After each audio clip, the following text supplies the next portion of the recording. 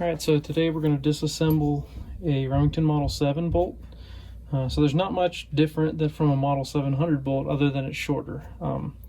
But anyway, so this is how we go about it. This is a bolt disassembly tool. You can get this at Brownells. So this slides over the bolt shroud. This hooks right here on the cocking piece. Then you cam that over, and then you can unscrew that bolt shroud. So this bolt shroud will also hold the firing pin spring. There's nothing more to disassembling this unless you want to take the bolt handle off, which would require heating it off and melting some of that solder and pushing that ejector out.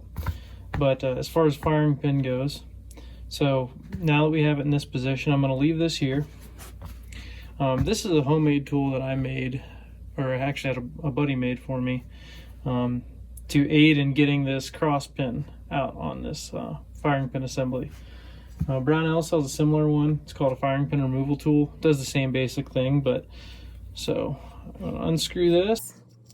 For my tool, since I made it for long actions, I got to use a little insert for short actions, so I'm going to drop that down in there. And then screw in my bolt shroud firing pin. Alright, screwed in. I'm going to go ahead and take this tool off of there. And now I'm going to screw this in. And as you can see, it is pushing out that cocking piece there. And it exposes a little pin there.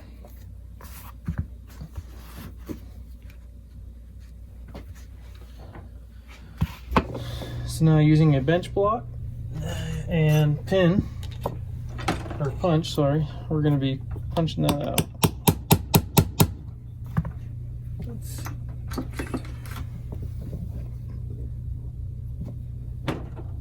This is where it's nice to have two bench blocks to kind of support your tool so you're not trying to balance stuff. So it shouldn't need to be a lot of force. You're not fighting spring pressure. I'm using a little 2-ounce ball peen.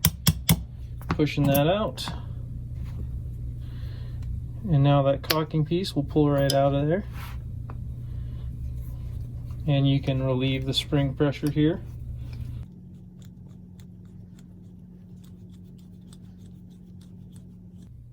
And then unscrew this cocking piece.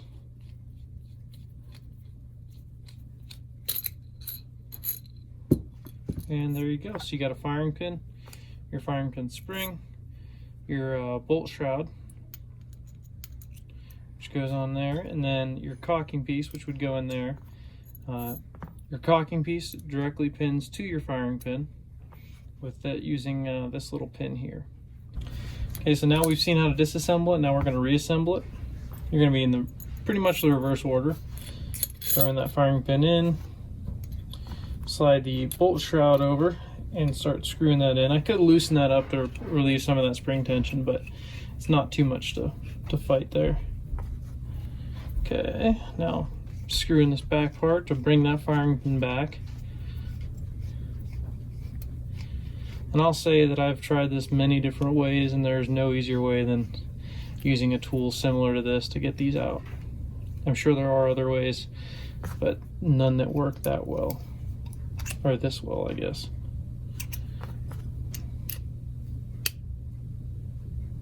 Alright, I'm going to use an alignment pin to kind of just make sure that those are lined up perfectly. That way I'm not swaging any metal out of the way. Alright, now I'm unscrewing this. I got that in there right.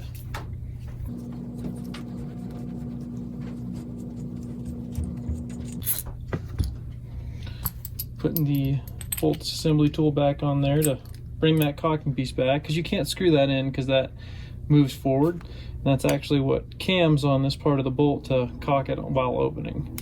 So you're going to cam that over, and that moves that out of the way. Allows you to screw that right on there. And there you go.